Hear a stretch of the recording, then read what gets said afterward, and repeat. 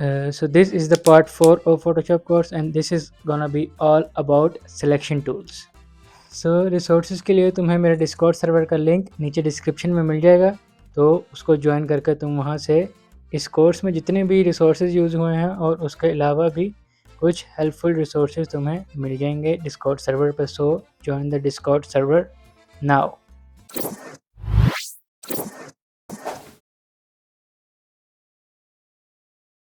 उसके बाद हमारे पास आ जाते हैं सिलेक्शन टूल्स।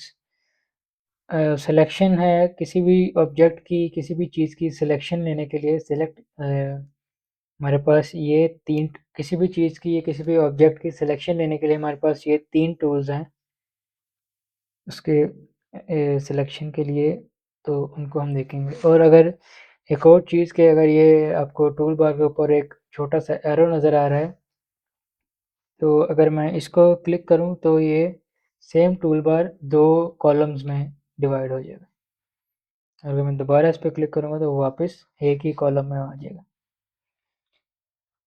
तो अब अगर मैं इसको देखूं तो अब हम सिलेक्शन टूल देखते हैं। सिलेक्शन टूल में मैं यही इमेज लाता हूँ यहाँ पे।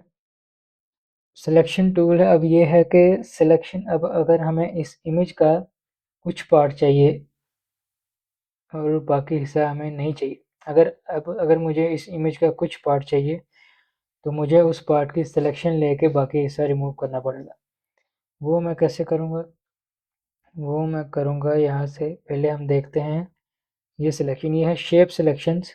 इनमें डिफरेंट शेप्स हैं हमारे पास जिनके थ्रू हम सिलेक्शन ले सकते हैं। पहली है rectangle tool, rectangular marquee tool. उससे हम रेक्टेंगल, जैसा कि नाम से भी पता चल रहा है कि रेक्टेंगल या स्क्वायर में मतलब सिलेक्शन ले सकते हैं। अगर मैं शिफ्ट दबा, अगर मैं यहाँ से क्लिक करके ड्रैग करूँ तो ये एक स्क्वायर या रेक्टेंगल की शेप में सिलेक्शन लेगा। अगर मैं छोड़ दूँ तो ये हमारी सिलेक्शन हो गई। अब हमारा ये जितना हिस्सा इस सिलेक्शन के स्क्वायर के अंदर है वो सिलेक्टेड है। तब अगर मैं इसमें कोई काम भी करना चाहूँ रजिस्टर करके, अब अगर मैं इसमें ये कलर फिल करूँ तो ये सिर्फ इस लेयर के अंदर फिल होगा। क्यों? क्योंकि ये हमारी लेयर का इतना हिस्सा सिलेक्टेड है, इसके बाहर कुछ मैं काम नहीं कर सकता।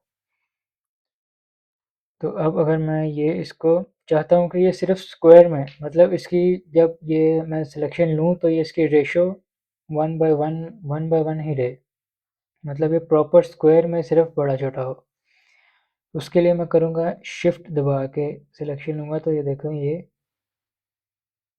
इसके जो रेशो है वो सेम 1/1 ही है, मतलब ये सिर्फ स्क्वायर में बड़ा छोटा हो रहा है। ये रेक्टेंगल या शेप इसकी चेंज नहीं हो रही, इसकी चारों साइड्स इक्वल बड़ी या छोटी हो रही है। लेकिन अगर मैं शिफ्ट छोड़ता हूँ तो ये मैं किसी भी तरह इसको बड़ा छोटा कर सकता हूँ। ओके, उसके बाद आ जाता है सर्कल टूल। सेम, सिर्फ सर्कल, इसमें उसमें स्क्वायर था, इसमें सर्कल है। सेम अगर मैं चाहता हूँ कि सर्कल की जो रेशो है वो सेम रहे, वो प्रॉपर सर्कल ही रहे, तो उसको मैं शिफ्ट दबा के अगर ड्रैग करूँगा तो वो सर्कल ही रहेगा। लेकिन अगर मैं शिफ्ट छोड़ के, बगैर शिफ्ट के इसको ड्रैग करता हूँ तो ये जिस तरह भी मैं इसको करूँ ये उसी तरह स्ट्रेच होगा।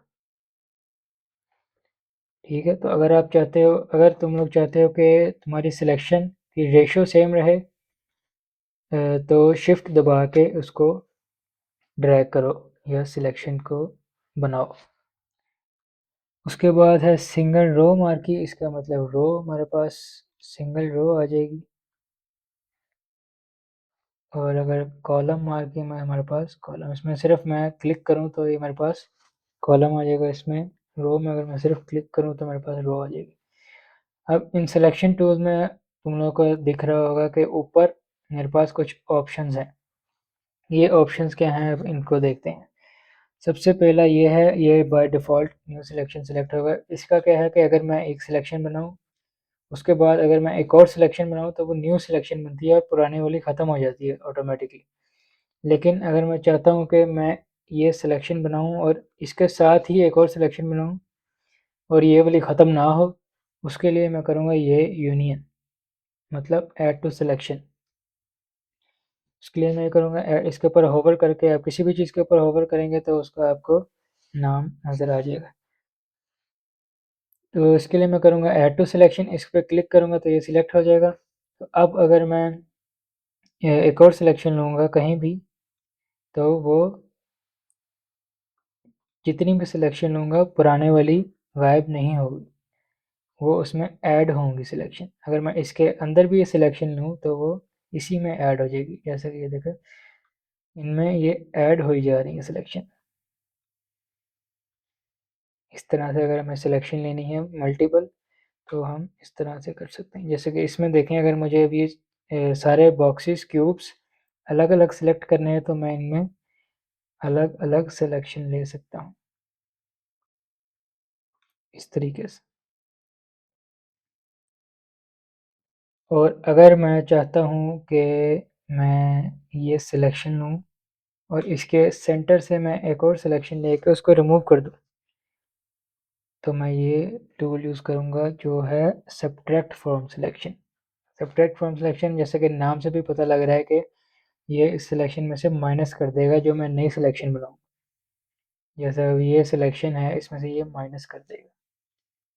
ठीक है, जैसे अगर मुझे ये सेंटर वाली बॉल सेलेक्ट करनी है तो मैं पहले एक सिलेक्शन लूँगा, फिर उसको सेंटर से ये माइनस करूँगा। अब ये सेंटर वाला हिस्सा माइनस हो गया है और ये जो हमारे पास एक बॉर्डर टाइप है, मतलब जिनके अंदर ये सारे क्यूब्स हैं, वो सिलेक्शन है। तो अब अगर मैं इसमें फिल करूँ कलर, तो ये सेंटर से सिलेक्ट नहीं होगा। क्यों? क्योंकि सेंटर वाला हिस्सा हमने सब सिलेक्शन से माइनस कर दिया। तो अब ये सेंटर वाला हिस्सा सिलेक्टेड नहीं है, सिर्फ ये सिलेक्शन हमारी सिलेक्टेड है। कंट्रोल Z कर दूंगा मैं। और अगर मैं चाहता हूँ कि इंटरसेक्ट इंटरसेक्शन, ये मैथ की टर्म्स याद आ गई, इंटरसेक्शन विद सिलेक्शन। इंटरसेक्शन से होता है कि जो दोनों लेयर में कॉमन एरिया है सिर्फ वो सिलेक्ट होगा। अब जैसे मैंने दो सिलेक्शन बनाई, इन दोनों के दरमियान में जो हिस्सा एक दूसरे में कॉमन है, जो दोनों में हिस्सा ओवरलैप हो रहा है वो रहेगा, सिर्फ ओवरलैपिंग एरिया रहेगा, बाकी सारा ख़त्म हो जाएगा। जैसे कि मैं ये एक सिलेक्शन बनाऊंगा, इसके अंदर मैं ये सिलेक्शन बना रहा हूँ, तो इनमें जो हिस्सा ओवरलैप हो रहा है वो रहेगा और बाकी सारा ख़त्म हो जाएगा। तो ये चार प्रॉपर्टीज़ हैं सिलेक्शन की। उसके बाद ये फेदर है। फेदर मतलब अगर ये सिलेक्शन लेके मैं, अब अगर इस सिलेक्शन में मैं कलर फिल करना चाहता हूँ पूरी सिलेक्शन में, तो जैसे मैं पूरी लेयर में कलर फिल कर रहा था अल्ट बैक स्पेस से फोरग्राउंड कलर और कंट्रोल बैक स्पेस से बैकग्राउंड कलर, उसी तरह मैं अब अगर मैं सिलेक्शन लेके अल्ट बैक स्पेस दबाऊंगा तो वो सिलेक्शन के अंदर फिल होगा सिर्फ। अब ये देखें, अगर मैंने सिलेक्शन लेके अल्ट बैक स्पेस किया तो फोरग्राउंड कलर फिल हो गए, लेकिन सिर्फ सिलेक्शन में, और ये काम मैंने किया है न्यू लेयर पे। तो अब इसके अगर आप एजेस देखो तो वो बहुत शार्प, मतलब कि प्रॉपर लाइन, शार्प एजेस हैं इसके। लेकिन अगर मैं चाहता हूँ कि ये एजेस इतने शार्प ना हो, स्मूथ हो, तो मैं वापस जाऊँगा कंट्रोल Z करके। अब ये सिलेक्शन है, तो अब अगर मैं इसको सिलेक्शन टूल सेलेक्ट करके यहाँ से इसका फेदर ज़्यादा करता हूँ। अगर यहाँ पे जहाँ पे भी इस तरह की जहाँ पे भी वैल्यू होगी उसको हम एक तो यहाँ से ज़्यादा कर सकते हैं टाइप करके। यहाँ पे कोई भी वैल्यू मैं टाइप करूँ तो वो उस तरह से मैं सेट कर सकता हूँ, या एक और तरीका है, इसको मैं अगर कर्सर इसके नाम के ऊपर लाऊँ तो ये कर्सर आप देखो चेंज हो जाएगा। अब अगर इसको मैं क्लिक करके राइट साइड पर ड्रैग करूँ तो ये वैल्यू इंक्रीज़ होगी, और अगर मैं इसको क्लिक कर छोड़ के दोबारा क्लिक करके या उसी तरह लेफ़्ट साइड पे क्लिक करके ड्रैग करूँ, मतलब क्लिक करके लेफ़्ट साइड पे ड्रैग करूँ, तो ये वैल्यू कम होगी।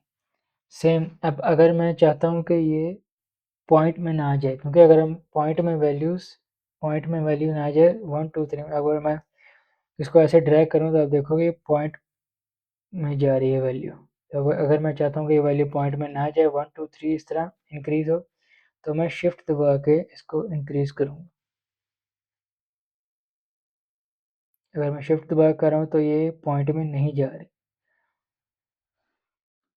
शिफ्ट दबा के एक और भी होता है कि अगर किसी किसी जगह पे शिफ्ट दबा के इस तरह भी होता है कि वैल्यू इंक्रीज होती है 1 2 3 नहीं बल्कि 10 20 30 40 इस तरह इंक्रीज होती है वैल्यू। तो ये भी कहीं कहीं होता है, तो ध्यान रखना है आपने। तो यहाँ पे अगर मैं शिफ्ट दबा के करूँ तो वैल्यू नंबर में है, पॉइंट्स में नहीं जा रही। अब अगर मैं 40 रख के, अब अगर मैं इसके फेदर 38 इतना रख के, अब अगर मैं इसका फेदर के साथ सिलेक्शन लूँ और मैं छोड़ूँ तो ये देखो आप कि ये राउंडेड हो गया। असल में ये इसकी शेप राउंडेड नहीं हुई, बल्कि अब अगर मैं इसको फिल करूँ, ये देखिए अब ये शार्प एजेस नहीं बल्कि ये फेदर है। फेदर का मतलब होता है ये कि ये स्मूथ हो जाएगा। कॉर्नर्स कॉर्नर्स शार्प नहीं रहेंगे, जितना आप फेदर इंक्रीज करेंगे उतने ये कॉर्नर स्मूथ हो जाएंगे।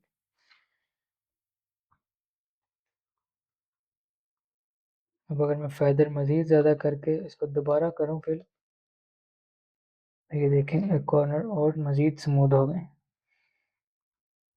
अब अगर मैं इसको ये देखें, अब अगर मैं इसमें से ये माइनस करूँ तो ये शेप हमारे पास बन गई। अब अगर मैं इसको कंट्रोल नई लेयर पे जाऊँ और इसका कलर चेंज करके फिल करूँ, ये देख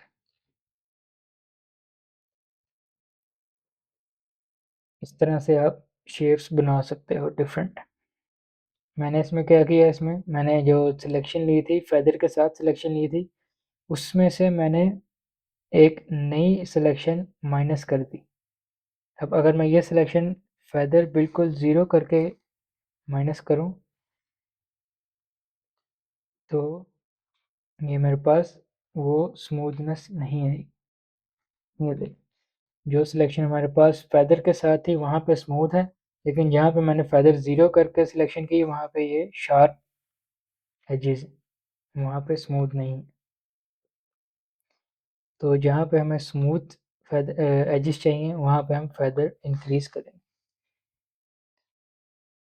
तो ये थी सिलेक्शन। उसके बाद ये आपको एक सेलेक्ट एंड मास्क, यहाँ पे आप फिक्स रेशो या फिक्स साइज यहाँ से सिलेक्ट भी कर सकते हैं। मतलब जैसे कि मैंने बताया, जो काम शिफ्ट दबा के हम करते हैं वो हम यहाँ से भी कर सकते हैं, लेकिन आई वुड रिकमेंड कि आप इसको नॉर्मल ही रहने दो। और शिफ्ट्स अगर आपको कोई रेशो चाहिए कि 1/1 मतलब स्क्वायर स्क्वायर रहे और सर्कल सर्कल रहे, उनकी रेशो चेंज ना हो, तो आप शिफ्ट दबा के सिलेक्शन लें।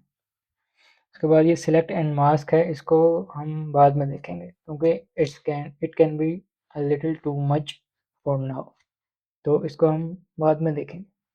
है ये भी सिलेक्शन के लिए।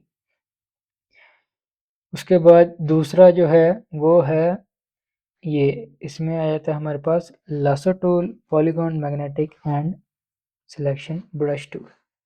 सबसे पहले सिलेक्शन ब्रश टूल देखते हैं। जैसे नाम से पता लग रहा है कि ये ब्रश टूल है सिलेक्शन के लिए। तो अगर मैं इसके ऊपर ये देख ड्रैग करूँ, इसके ऊपर फेरूँ ब्रश और छोड़ूँ, तो ये सिलेक्ट हो गया इतना हिस्सा। ये देखें,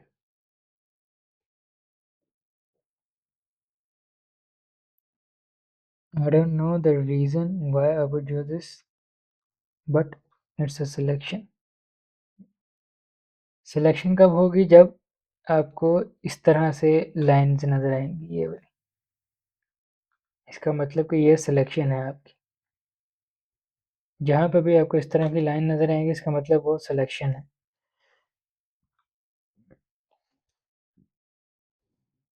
zoom in zoom out, I hope आपको पता हो, वो है अल्ट और स्क्रॉल व्हील। अल्ट दबा के अगर स्क्रॉल व्हील अप करूँ तो जूम इन होगा, और अगर स्क्रॉल व्हील डाउन करूँ तो जूम आउट। तो अगर ब्रश सिलेक्शन ब्रश टूल से सिलेक्शन कैसे लेंगे, सिर्फ हमें इसको ब्रश फेरना है। सिलेक्शन जो चीज़ हमें सिलेक्ट करनी है उसके ऊपर हम ब्रश फेरेंगे तो इतना हिस्सा डायरेक्ट सिलेक्ट नहीं होगा। ये अभी ये देखें ये सिलेक्ट हो गया, इसका मतलब अभी सिलेक्ट नहीं हुआ, बल्कि अब ये इसके ऊपर कलर आ गया है लेकिन ये सिलेक्ट नहीं हुआ अभी तक। अब अगर मैं इसको मूव टूल पे जाऊंगा या किसी और टूल पे जाऊंगा तो वो सिलेक्ट हो जाएगा। लेकिन अगर मैं वापस सिलेक्शन ब्रश टूल पे आऊँगा तो वो वापस सिलेक्शन नहीं रहेगी, बल्कि ब्रश का एक स्ट्रोक बन जाएगा।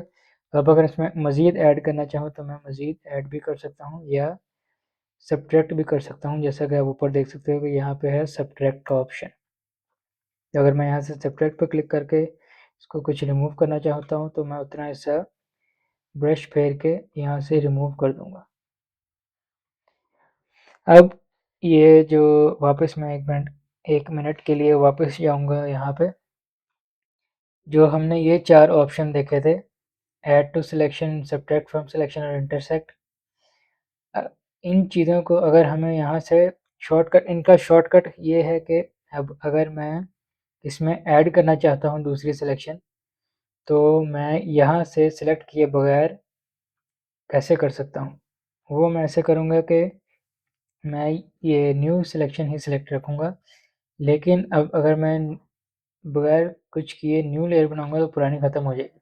लेकिन अगर मैं उस यहाँ से सिलेक्ट किए बगैर इसी में एक नई सिलेक्शन ऐड करना चाहता हूँ, वो मैं करूँगा शिफ्ट दबा के। तो अगर मैं शिफ्ट दबाऊँगा तो ये आप देखेंगे कि कर्सर के साथ एक प्लस का निशान बना गया। इसका मतलब ऐड टू सिलेक्शन, और ऊपर ऐड टू सिलेक्शन सिलेक्ट भी हो गया। तो अब अगर मैं शिफ्ट दबा के इसमें सिलेक्शन लूँगा तो वो ऐड हो जाएगी सिलेक्शन। सिमिलरली अगर मैं अल्ट दबाऊँगा तो वो माइनस बना आ जाएगा कर्सर के साथ। इसका मतलब कि और वो minus from selection, subtract from selection, select भी हो गया टूल। तो अब अगर मैं एक और सिलेक्शन बनाऊँगा इसके अंदर तो वो उसको माइनस कर देगा और सब्ट्रैक्ट कर देगा सिलेक्शन से। और अगर इंटरसेक्ट करना चाहता हूँ मैं यूज़, तो मैं अल्ट और शिफ्ट दोनों दबाऊँगा तो ये कर्सर एक्स बना आ गया कर्सर के साथ, क्रॉस या एक्स, और इंटरसेक्ट टूल भी सिलेक्ट हो गया। अब अगर मैं करूँगा तो जो दोनों में हिस्सा कॉमन है वो सिलेक्ट होगा। तो ये शॉर्टकट है अगर हमें यहाँ से सिलेक्ट किए बगैर सिलेक्शन में ऐड, माइनस या इंटरसेक्ट करना है तो शिफ्ट से ऐड, शिफ्ट दबा के अगर हम सिलेक्शन लेंगे ऐड होगा, अल्ट दबा के सिलेक्शन लेंगे तो माइनस, और अल्ट और शिफ्ट दोनों दबा के सिलेक्शन लेंगे तो जो उनका कॉमन हिस्सा है इंटरसेक्ट वो हो जाएगा। इसमें भी इस तरह ही है, अगर हम सिलेक्शन बनाएंगे और अगर इसमें से मुझे माइनस करना है कुछ तो मैं अल्ट दबा के अगर करूँगा ब्रश तो वो माइनस हो जाएगा और वो माइनस ऑटोमेटिकली सिलेक्ट भी हो जाएगा। लेकिन जब मैं अल्ट छोड़ूंगा तो वो वापस ऐड पे चला जाएगा। इसमें भी अगर मैं शिफ्ट दबाऊंगा तो वो ऐड टू सिलेक्शन सिलेक्ट होगा, लेकिन जब मैं शिफ्ट छोड़ूंगा तो वो वापस नॉर्मल पे चला जाएगा। उसके बाद है लासो टूल। लासो टूल है बेसिकली फ्री फॉर्म सिलेक्शन है। इसमें आप जैसे भी माउस कर्सर अपना फेरेंगे वो वैसे वैसे सिलेक्शन लेगा। जैसे अगर मैं यहाँ से ऐसे सिलेक्शन बनाता हूँ तो वो ऑटोमेटिकली क्लोज भी कर देगा शेप, क्योंकि सिलेक्शन के लिए क्लोज शेप होना ज़रूरी। तो अब अगर मैं इस तरह से किसी भी चीज़ की सिलेक्शन लेता हूँ, अगर मैं सबकी सिलेक्शन लेनी है तो रफ सिलेक्शन के लिए मैं ऐसे कर देता हूँ तो ये ऑटोमेटिकली इतनी सिलेक्शन हो गई। लासो टूल है बेसिकली जिस तरह आप अपना कर्सर मूव करेंगे क्लिक करके उस तरह ही सिलेक्शन ली जाएगी। उसके बाद पॉलीगॉन लासो टूल है। पॉलीगॉन लासो टूल में ये है कि अगर मैं जैसे कि इसमें मैं ड्रैग कर रहा था क्लिक करके, मतलब क्लिक छोड़े बगैर मैं मूव कर रहा था और फ्री फॉर्म मूव कर रहा था, जैसे मैं अपना माउस हिला रहा हूँ वैसे वैसे ये सिलेक्शन बन रही है। लेकिन अब पॉलीगॉन लासो टूल में अगर मैं इसको मुझे ड्रैग करने की ज़रूरत नहीं है, मैं क्लिक करूँगा उसके बाद मैं क्लिक छोड़े बगैर माउस मूव करूँगा और मतलब क्लिक छोड़ के माउस मूव करूँगा तो ये एक स्ट्रेट लाइन बनेगी, स्ट्रेट पाथ बनेगा।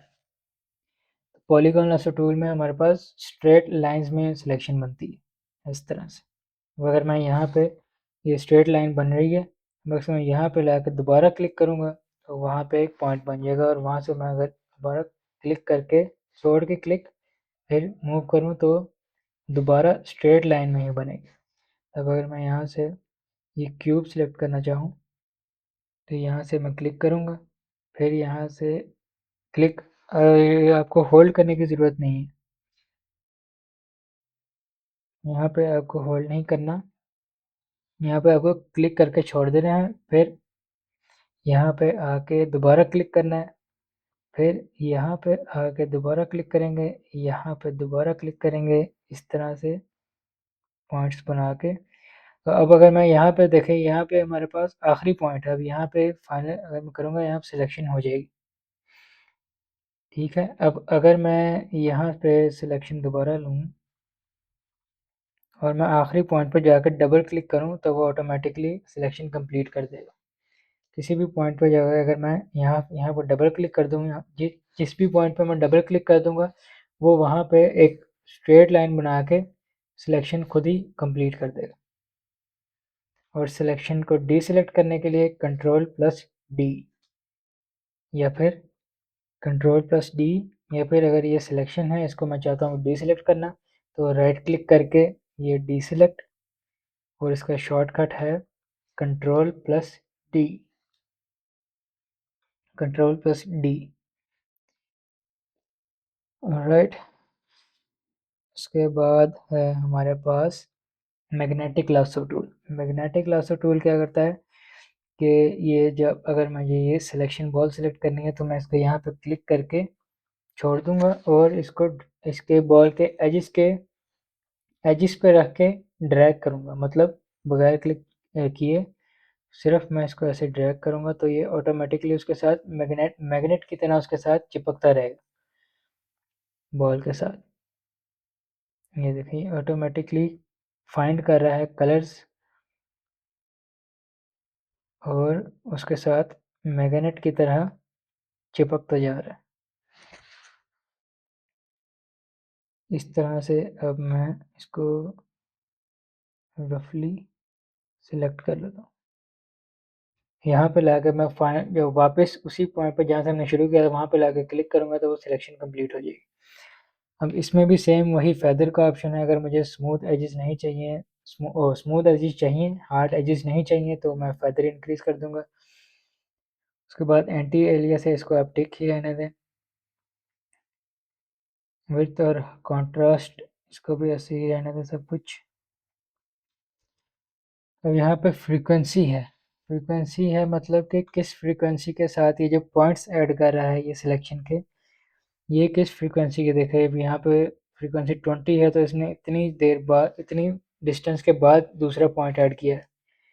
अब अगर मैं इसकी फ्रीक्वेंसी 100 कर देता हूँ, फ्रीक्वेंसी सॉरी, अब अगर मैं इसकी फ्रीक्वेंसी 100 कर देता हूँ तो ये थोड़ी थोड़ी देर बाद फ़ौरन पॉइंट्स ऐड करके सिलेक्शन को ज़्यादा रिफाइंड सिलेक्शन बनाने की कोशिश करेगा। ये देख, मैं इसको बाहर भी ले जाऊँ तो ये देखें काफ़ी ज़्यादा तेज़ पॉइंट्स बना रहा है। तो अगर हमें काफ़ी रिफाइंड सिलेक्शन चाहिए तो वो हम इससे ले सकते हैं। लेकिन सिलेक्शन के लिए जो मोस्ट यूज्ड टूल्स हैं वो हैं lasso tool, polygon lasso tool, और ये जो हम अभी देखेंगे। तो ये दो टूल्स हो गए सिलेक्शन के, ये square, circle, basic selection to brush tool, brush के साथ सिलेक्शन होती है। लासो टूल फ्री फॉर्म, जैसे आप माउस मूव करेंगे उस तरह सिलेक्शन होगी। पॉलीगॉन लासो टूल लाइंस की शक्ल में पाथ बनता है। मैग्नेटिक लासो टूल जिस भी ऑब्जेक्ट के आप राउंड एजिस पे रख के आप सिलेक्शन लेंगे वो उसके साथ मैग्नेट की तरह खुद ब खुद चिपकता रहेगा कलर्स वगैरह डिटेक्ट करके। उसके बाद आ जाता है ये object selection tool. Object selection tool automatically detect करता है आपके इमेजेस में जो भी ऑब्जेक्ट्स हैं। जब ऑब्जेक्ट सिलेक्शन टूल थोड़ा सा यहाँ पर लोड होगा थोड़ी देर, और अब अगर मैं इसके किसी भी चीज़ के ऊपर होवर करूँ सिर्फ, तो देखें आप उसका कलर चेंज हो जाएगा। इसमें इतना आपको शायद नज़र ना आ रहा हो, जैसे पिंक कलर हो गया इसका। अब अगर मैं सर्कल के ऊपर लाऊँ, बॉल के ऊपर लाऊँ, तो ये बॉल का कलर आपको नज़र आ रहा है चेंज हो गया। इसका मतलब कि ये हमारी सिलेक्शन है। अब अगर मैं इसके ऊपर क्लिक करता हूँ, तो ये सिलेक्शन ले लेगा ऑटोमेटिकली। समटाइम्स ये बहुत यूज़फुल हो सकता है, लेकिन कभी कभार मैसी भी हो सकता है, मैसी। कभी कभार रोनाल्डो भी हो सकता है। तो ये या तो ऑटोमेटिक सिलेक्शन पूरी इमेज में से सिलेक्ट कर सकता है, लेकिन अगर आप चाहते हो कि ये स्पेसिफिक जगह में से ऑब्जेक्ट्स डिटेक्ट करे, तो आप इसको ड्रैग कर सकते हो। जैसे सिलेक्शन स्क्वायर सिलेक्शन लेते थे आप, सेम उसी तरह से, लेकिन ऑब्जेक्ट सिलेक्शन टूल सिलेक्ट करके आप ड्रैग करेंगे क्लिक करके, तो ये इतने हिस्से में जो भी ऑब्जेक्ट डिटेक्ट करेगा और उनको सिलेक्ट कर लेगा। अब अगर मैं इनमें इतने एरिया में देखूँ, तो इतने एरिया में जितने ऑब्जेक्ट उसने डिटेक्ट किए वो सिलेक्ट ऑटोमेटिकली उसने कर लिए। अब अगर मेरी इमेजेस में पर्सन है, पीपल, तो अगर मुझे पीपल सिलेक्ट करने हैं, तो यहाँ से सिलेक्ट पीपल भी कर सकता हूँ। Let's try this. अब पर्सन पर्सन वाली इमेज कहाँ से ढूंढना? Let's try this. यहाँ से सिलेक्ट पीपल।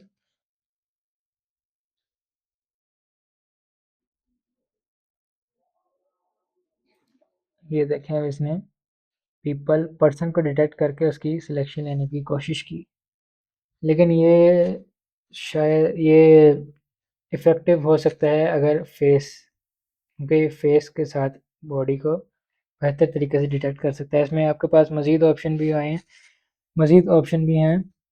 मल्टीपल अगर आपको पीपल सेलेक्ट करने हैं, तो वो भी आप कर सकते हैं। डायरेक्ट पर्सन की सिलेक्शन ले सकते हैं। उसके बाद अगर सिर्फ हेयर्स की सिलेक्शन है, वो भी ले सकते हैं। ईयर्स की ले सकते हैं, अपर बॉडी, स्किन की, आर्म्स की, हैंड्स की, और सबकी अलग अलग सिलेक्शन भी आप ले सकते हैं। कैसे? अगर आप इसके ऊपर होवर करें, तो आपको नज़र आ जाएगा कितना हिस्सा सिलेक्ट हो रहा है। जो जितना हिस्सा रेड है वो आपका सिलेक्ट होगा। अगर आपको सिलेक्शन लेनी है, तो आप उसके ऊपर सिंपली क्लिक करेंगे और अप्लाई, तो ये इतना हिस्सा सिलेक्ट हो जाएगा।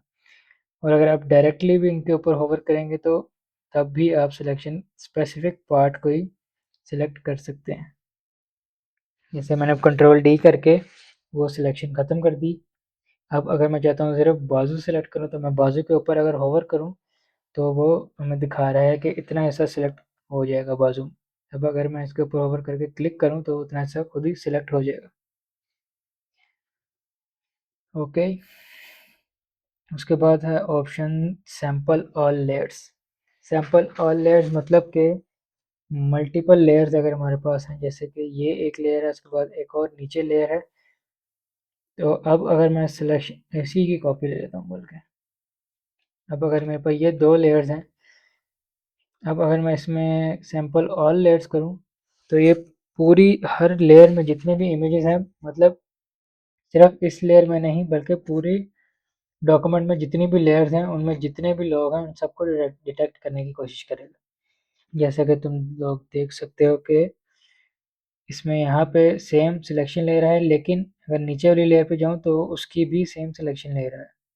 लेकिन अगर मैं इसको अनचेक करके अब अगर मैं करूँ सेलेक्ट पीपल, तो ये सिर्फ उसी लेयर में सिलेक्शन ले रहा है। अब अगर मैं देखिए, ये ऊपर वाली लेयर है, ये वाली लेयर है, तो अब इसमें मैं अगर होवर करूँ, तो ये सिलेक्शन आ रही है मेरे पास।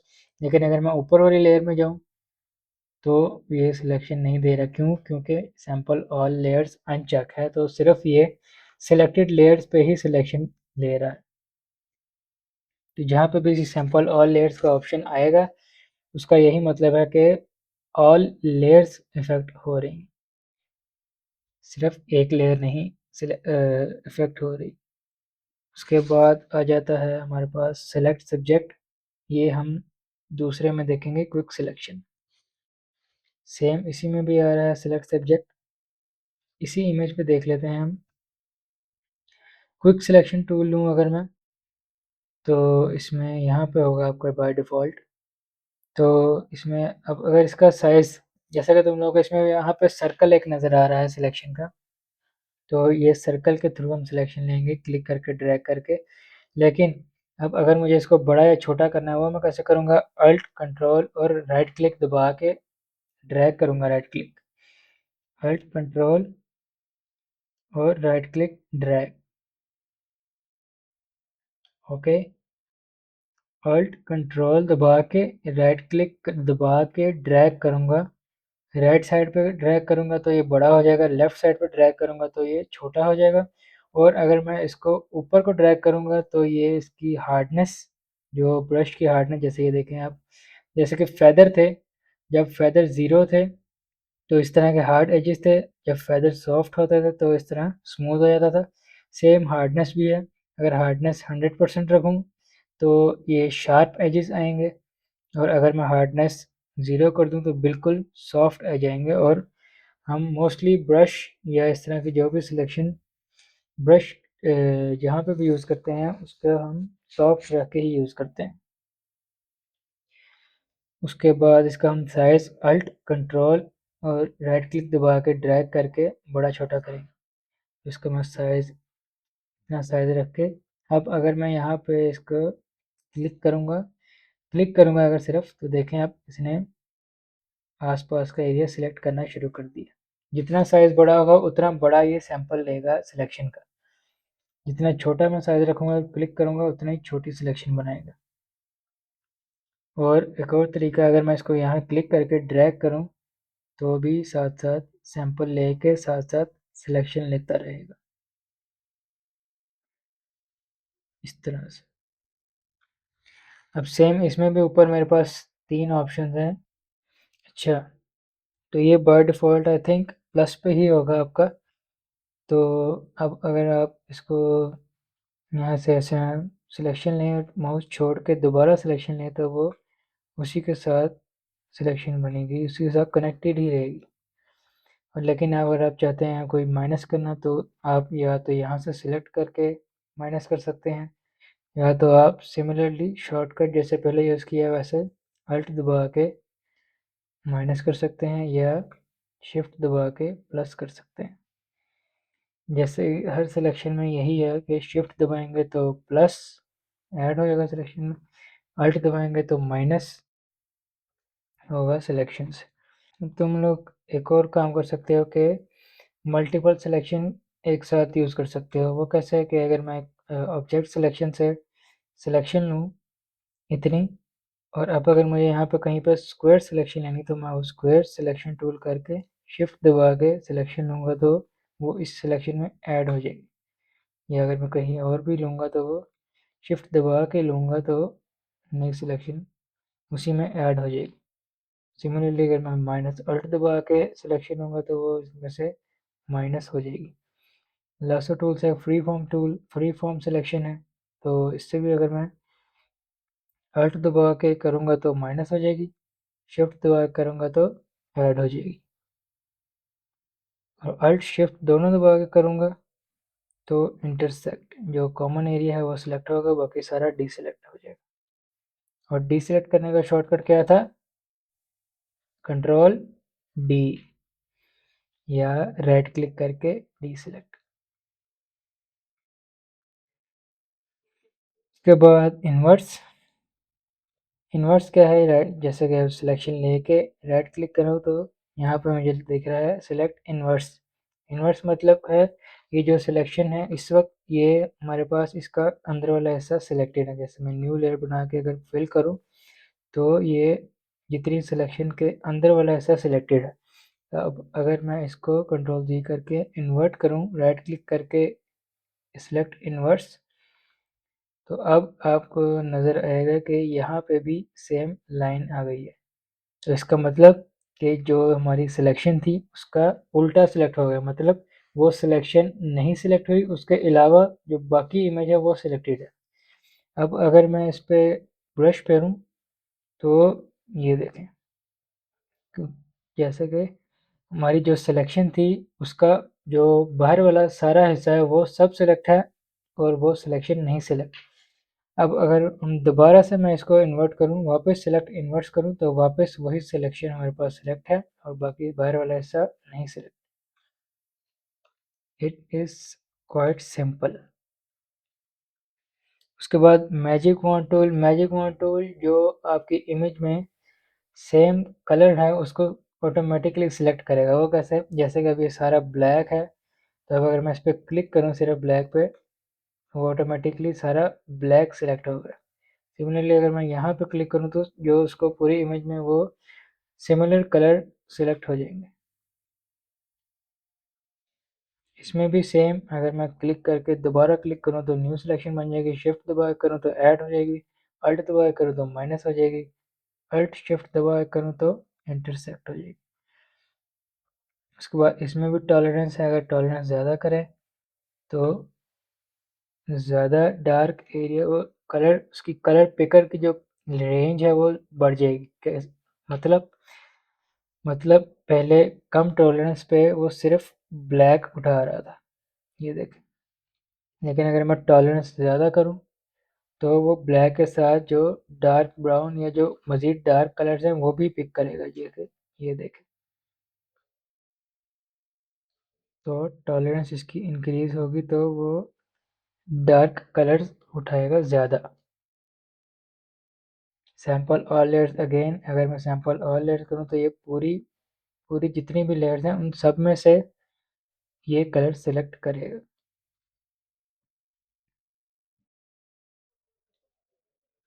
पॉइंट सैंपल, अगेन ये पॉइंट सैंपल, ये इस स्पेसिफिक पॉइंट जहाँ पे मैं क्लिक करूँगा वो उसके रिलेटेड कलर्स की सैंपल उठाएगा।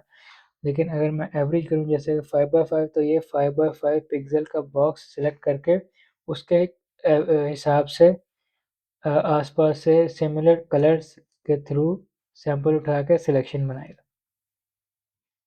ये इसको हम पॉइंट पे ही रहने देंगे। जैसा कि मैंने तुम लोगों को बताया था पहले भी कि सिलेक्शन टूल में जो कॉमन सिलेक्शंस हैं वो या तो रेक्टेंगल, एलिप्स, या तो लैसो और पॉलीगॉन, या तो क्विक सिलेक्शन टूल। अब मल्टीपल हम सिलेक्शन ऐसे भी कर सकते हैं कि यहाँ से, अब यहाँ पे आपको एक ऑप्शन दिख रहा होगा सिलेक्ट सब्जेक्ट, यहाँ पे ऑब्जेक्ट सिलेक्शन में भी नज़र आएगा आपको, ये क्विक सिलेक्शन में भी आएगा और इसमें भी मैजिक वॉन्ड, इन तीनों में आपको ये सिलेक्ट सब्जेक्ट का ऑप्शन नज़र आएगा। अब मैं अगर इसको सिलेक्ट सब्जेक्ट पर क्लिक करूँ तो ऑटोमेटिकली सब्जेक्ट डिटेक्ट करके उसको सेलेक्ट कर लेगा। ये देखिए जैसे कि काफ़ी अच्छी सिलेक्शन इसने ली है। तो एक और तरीका है, अगर आप इसको यहाँ से ड्रॉप डाउन, अगर आपको नज़र आ रहा है एरो, इसको ड्रॉप डाउन करके क्लाउड को अगर आप सिलेक्ट करेंगे तो आपको ज़्यादा अच्छी सिलेक्शन मिलने के चांसेस हैं। अगर आप डिवाइस करेंगे तो आपको क्विकर रिजल्ट यहाँ पे लिखा मेंशन भी है, और अगर क्लाउड करेंगे तो डिटेल्ड रिजल्ट, मतलब आपको सिलेक्शन ज़्यादा क्लीन और रिफाइंड मिलेगी। जब अगर मुझे चाहिए कि जैसे कि यहाँ पे ये हिस्सा ब्लैक सिलेक्टेड नहीं है तो मैं इसको यहाँ से लासो टूल करके, अब इतना हिस्सा सिलेक्टेड है, अब ये हिस्सा सिलेक्टेड नहीं है, तो अब मैं अल्ट दबा के इसको यहाँ से माइनस करूँगा तो ये माइनस हो जाएगा इतने से। अब अगर यहाँ पे कहीं पे सिलेक्शन देखूँ तो ये बेहतर है। ठीक है। अब अगर मुझे इसमें कोई चीज़ ऐड करनी होती तो मैं शिफ्ट दबा के ऐसे ऐड कर सकता था। यहाँ से अगर मुझे माइनस करना है तो मैं अल्ट दबा के इस तरह से माइनस कर सकता हूँ। तो अभी सिलेक्शन ले लिया, अब अगर मुझे ये इसको बैकग्राउंड इसका ख़त्म करना है वो मैं कैसे करूँ? तो अगर तुम लोगों को याद हो तो हमने पढ़ा था मास्क, हमने मास्क देखा था, लेयर मास्क, यहाँ पे नीचे लेयर पैनल के नीचे हमने देखा था मास्क।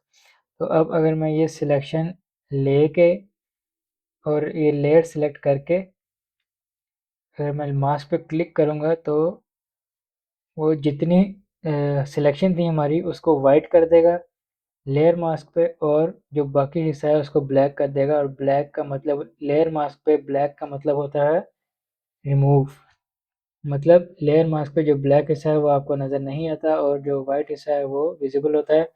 तो जो सिलेक्शन के अंदर वाला हिस्सा है वो ऑटोमेटिकली वाइट हो जाएगा और जो बाहर वाला हिस्सा है वो ब्लैक हो जाएगा। इस तरह बैकग्राउंड रिमूव हो जाएगा। अब अगर मुझे इसे डीसेलेक्ट करना है लेयर मास्क, तो मैं शिफ्ट दबा के लेयर मास्क के ऊपर क्लिक करूँगा तो ये क्रॉस बना जाएगा और ये डीसेलेक्ट हो जाएगा, मतलब विजिबिलिटी इसकी ख़त्म हो जाएगी। अब अगर मैं दोबारा अगर इसके ऊपर क्लिक करूँगा सिर्फ, तो ये वापस से विजिबल हो जाएगा इस तरह। अब अगर मुझे ये डिलीट करना है लेयर मास्क, तो मैं इसको सिंपली इसके ऊपर क्लिक करके ड्रैग करूँगा और इसको यहाँ पे ये डिलीट का आइकन बना आ रहा है नीचे, इसके ऊपर ला के छोड़ दूँगा तो ये डिलीट हो जाएगा। दोबारा बता देता हूँ, तो कोई भी सिलेक्शन लेंगे, अगर हम इसको इस तरह सिलेक्शन नहीं, खाली सादी स्क्वायर सिलेक्शन लेंगे, अगर मैं खाली स्क्वायर सिलेक्शन लूँ, तो ये स्क्वायर सिलेक्शन लेके अब मैं ये इसी लेयर को सिलेक्ट करते हुए ही अगर मैं यहाँ पे मास्क पे क्लिक करूँ, तो ये उस सिलेक्शन के अंदर वाला हिस्सा वाइट और जो सिलेक्शन के बाहर वाला हिस्सा है उसको ब्लैक कर देगा मास्क पे। और मास्क पे ब्लैक का मतलब नॉट विजिबल, वाइट का मतलब विजिबल। इस तरह से हम कोई भी बैकग्राउंड रिमूव कर सकते हैं या सब्जेक्ट सिलेक्ट कर सकते हैं। सिलेक्ट सब्जेक्ट करके अगर मैं मास्क पे क्लिक करूँ और अगर मैं चाहता हूँ कि जो सिलेक्शन के अंदर वाला हिस्सा है वो गायब हो जाए, मतलब मास्क में वो हिस्सा ब्लैक हो और जो बाकी का हिस्सा है बाहर वाला वो विजिबल हो, मतलब कि वो मास्क में वाइट हो, तो मैं क्या करूँगा, मैं अल्ट दबा के मास्क पे क्लिक करूँगा तो उसका जो पहले हुआ था उसका ऑपोजिट होगा, मतलब जो सिलेक्शन के अंदर वाला हिस्सा है वो ब्लैक हो जाएगा मास्क में और बाकी का हिस्सा वाइट हो जाएगा। मतलब जो सिलेक्शन हमने ली थी वो गायब हो जाएगी और जो बाकी का हिस्सा है वो विजिबल होगा, सिमिलर टू दिस। और अगर मैं चाहता हूँ कि मैं यहाँ पे मास्क बनाया, अब अगर मैं चाहता हूँ कि अब मैं इसको इसी तरह अब मैं इसको चाहता हूँ कि जो ये सिलेक्शन है मैं इसको अपोजिट सेलेक्ट करूँ, जैसे अभी हमने किया था। अल्ट दबा के जो हमें रिजल्ट मिला था, अल्ट दबा के मास्क, अल्ट प्लस मास्क दबा के वही रिजल्ट मैं अब यहाँ से चाहता हूँ, तो वो मैं कैसे करूँगा, वो मैं करूँगा मास्क सेलेक्ट करके। अब ये बॉर्डर आपको नज़र आ रहा है मास्क के इर्द गिर्द, मास्क के अराउंड आपको ये बॉर्डर नज़र आ रहा है, इसका मतलब मास्क सिलेक्टेड है। तो अब मास्क सेलेक्ट करके मैं अगर कंट्रोल प्लस आई दबाऊँगा तो ये इन्वर्ट हो जाएगा मास्क, इन्वर्ट हो जाएगा। इन्वर्ट का शॉर्टकट है कंट्रोल प्लस आई, या आप यहाँ पे इमेज में जाके एडजस्टमेंट में जाके यहाँ पे देख सकते हैं इन्वर्ट कंट्रोल प्लस आई, इसका शॉर्टकट है कंट्रोल आई। तो कंट्रोल आई इन्वर्ट क्या होता है, इन्वर्ट होता है जो जो भी लेयर में वाइट कलर होगा वो उसको ब्लैक कर देगा और जो ब्लैक होगा उसको वाइट कर देगा। तो इसमें वाइट हिस्सा मास्क में विजिबल होता है जैसा कि, तो इसमें वाइट कलर विजिबल है, तो कंट्रोल आई दबा के वो वाइट ब्लैक हो जाएगा और जो बाकी ब्लैक एरिया है वो वाइट हो जाएगा और वो विजिबल हो जाएगा इस तरह। तो कंट्रोल आई मतलब इन्वर्ट और इन्वर्ट मतलब ब्लैक कलर वाइट और वाइट कलर ब्लैक हो जाएगा। इस तरह से हम मास्क यूज़ करते हैं बैकग्राउंड वगैरह रिमूव करने के लिए। So if you have learned anything from this video or this course, you can leave a like to this video and subscribe the channel. This would help this channel a lot and I would really appreciate that.